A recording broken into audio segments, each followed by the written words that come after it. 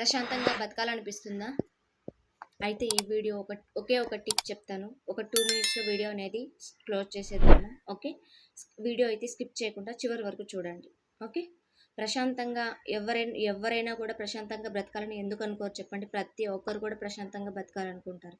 కానీ మనకొచ్చింది ఏంటంటే, మన లైఫ్‌లో ఎవరైనా మనల్ని చూసి ఈర్ష్యపడడమో, ఏడ్చినప్పుడు మనము తెగ ఫీల్ అయిపోయి వాళ్ళ కోసం త్యాగాలు చేసి మరీ ఇదిగా ఫీల్ అవుతా ఉంటామనమాట.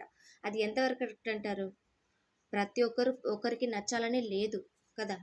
ఇప్పుడు రజనీకాంత్ ఉన్నాడు. రజనీకాంత్ ఎవరికైనా నచ్చాలని ఉందా? లేదు. అదే చిరంజీవి ఉన్నాడు. అందరికీ నచ్చుతాడా? లేదు. అలాగే ప్రతి ఒక్క మనిషి మనమైనా అంతే. అందరికీ నచ్చాలని రూల్ ఏం లేదు.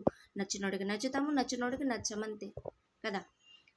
వాడు ఏదో అన్నాడనో కొన్ని రోజులు ఫ్రెండ్షిప్ చేసిన తర్వాత కట్ చేసిన తర్వాత వాడు నాకు అంత తిన్నాడురా, ఇంత మోసం చేశాడురా, వానికి నేను అంత చేశానురా అనేసి కొందరు చెప్పుకుంటూ ఉంటారు. వాడి ముందర డైరెక్ట్గా ఏం చెప్పరు, పక్కన వాళ్ళతో చెప్పుకుంటూ ఉంటారనమాట. ఆ పక్కన వాళ్ళతో చెప్పుకున్నప్పుడు వాడొచ్చి మళ్ళీ వించోలో ఊతాడు, ఇట్లా చెప్పారు అని చెప్పి. అప్పుడు ఆ మాటలు విని నువ్వు వాడు నన్ను ఇలా అన్నాడు, వాడు నన్ను అలా అన్నాడు, నువ్వు తెగ బాగా బాధపడిపోయినావు అనుకో, వాడికి నీకు తేడా ఏముంది చెప్పు ఒకసారి? అనేవాడు అనుకుంటా ఉంటాడు. ఒకవేళ అది కరెక్ట్ అయితే నువ్వు బాధపడడంలో తప్పు లేదు. అది రాంగ్ అయినప్పుడు నువ్వు బాధపడాల్సిన అవసరం లేదు అసలు. అరే అనుకుంటావు అనుకోని. ఒకవేళ ఎవరైనా వచ్చి నీకు అలా చెప్పినప్పుడు నువ్వు ఏమంటావంటే, ఎవడ్రా వాడు అని చెప్పండి. ఎవడ్రా వాడు అనండి. తర్వాత వాడు గమ్మున మూసుకొని వెళ్ళిపోతాడు అంతే. అంతే తప్ప వాడన్నప్పుడు నువ్వు బాధపడి కూర్చొని వాడు నాకు ఇలా చేశాడు, వాడు నాకు అలా చేశాడు, నేను ఎంత చేశాను, నన్ను ఇలా అన్నాడు అని చెప్పి నువ్వు నిద్రాహారాలు మానుకొని నువ్వు డిప్రెషన్కి లోనయ్యి ఆలోచించి లేని రోగాలను తెచ్చుకొని బాధపడడం అవసరమా చెప్పండి? అనేవాడు అనుకుంటా ఉంటాడు. మనం చేసే పనుకుంటూ చేసుకుంటూ వెళ్ళాలి. ఏం నువ్వు ఒక్కడు ఉంటే నీకు గడవదా?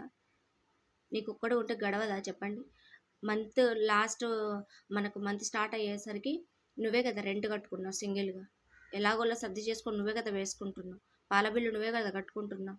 ఏమైనా ఇంట్లో కావాల్సింటే అది కూడా నువ్వే కదా చూసుకుంటున్నావు. ఎవరైనా వచ్చి నీకు సహాయం చేసేవాళ్ళు ఉన్నారా? లేరు కదా! మరి అలాంటప్పుడు ఒకరి అండ మనకెందుకు చెప్పండి? ఇది ఒక రియల్ స్టోరీ అనమాట. నా ఫ్రెండ్ కూడా ఇలాగే వేరే ఫ్రెండ్‌ని కట్ చేస్తుంటే ఇలా అన్నాడంట. నేను ఎంత చేశాను, అంత చేశాను అని చెప్పి. ఇది ఒక రియల్ స్టోరీ అనమాట. వాడు అన్నాడంటే వాని బుద్ధి బయట పడతా ఉంది. వాడెళ్ళి 10 మంది దగ్గర చెప్పాడు. 10 మంది దగ్గర వాళ్ళు కూడా అలాగే అనుకున్నారనుకో, వాళ్ళు కూడా వీనిలాగే అనుకునింటారు. దాంట్లో ఏముంది? వాళ్ళు కూడా అలాంటి వాళ్ళే అయ్యుంటారు. నీకొచ్చిన నష్టం ఏముంది? అవి ఇవి పట్టించుకున్నావనుకో, నీకంటూ ఏమి ఉండదు. నీ పని నువ్వు చేసుకుంటూ వెళ్ళిపోవడమే. సింగిల్‌గా కూర్చొని వర్క్ చేసుకోలేవా? సింగిల్‌గా కూర్చొని నీ పని నువ్వు కంటిన్యూ చేసుకుంటూ ముందుకెళ్ళలేవా? చెప్పండి ఒకసారి ఆలోచించు. వాడన్నాడు, వీడన్నా అని చెప్పి మనమెందుకు బాధపడాలి? అలాంటి ఛాన్సే లేదు. ఇవ్వకూడదు గూడా మనము. ఒకవేళ మనతో ఒకరొచ్చి మనతో స్నేహం చేశారు, మన లైఫ్‌లో వాళ్ళు కూడా వచ్చి పార్ట్నర్ అయ్యారు, ఫ్రెండ్‌షిప్ పార్ట్నర్ అయ్యారు అనంటే, వాళ్ళు ఎంతవరకు ఉంటారో అంతవరకు హ్యాపీగా గడిపేయండి అంతే. వాడలా అన్నాడు, వీడలా అన్నాడు అవన్నీ వద్దు. ఈరోజు ఒకరున్నారు, రేపు ఇంకొకరుంటారు.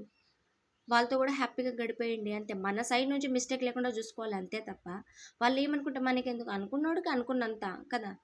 వాడు అనుకుంటే మనకొచ్చే నష్టం ఏముంది చెప్పండి? ఎలాంటి నష్టం లేదు. వాడి బుద్ధి, వాడి క్యారెక్టర్ బయట పడిపోతది. వాడు ఈరోజు నీ గురించి ఇట్లా అన్నాడు, రేపు ఇంకొకరి గురించి కూడా అట్లాగే అంటాడు. అంతే వాని క్యారెక్టర్ అదే. దానిని నువ్వు డిసైడ్ చేయడానికి అవసరం లేదు మనకి. ఎందుకంటే మనము సింగిల్‌గా ఉన్నాం. మన సైడ్ నుంచి ఎలాంటి మిస్టేక్ లేదు. అలాంటప్పుడు మనం ఎందుకు బాధపడాలి? నిజంగా ఈ స్టోరీ ఖచ్చితంగా మీకు ఉపయోగపడుతుంది. రేపటి నుంచి ఒక్కటే ఒకటి చెప్తున్నా. నువ్వు ఒకరి గురించి ఆలోచించడం మానేస్తే, ఒకరు అన్నారని బాధపడడం మానేస్తే, రేపటి నుంచి నువ్వు ఖచ్చితంగా హ్యాపీగా ఉంటావు. ఇదైతే రియల్. పక్కా ఇది. ఒకరి గురించి మనం ఎప్పుడు కూడా ఆలోచించకూడదు. మనది మనం ఏంటి? మన సైడ్ నుంచి మిస్టేక్ లేకుండా చూసుకోవడమే మనం చేయాల్సింది. ఈ విధంగా నువ్వు చేసుకుంటూ ముందుకెళ్ళినట్లయితే ఖచ్చితంగా నువ్వు సక్సెస్ అయితే నువ్వు ప్రశాంతంగా ఉంటావు. అర్థమవుతుందా? సో, ఈ వీడియో మీకు నచ్చిందని అనుకుంటున్నా. లైక్ చేయండి, షేర్ చేయండి, సబ్స్క్రైబ్ చేసుకోండి.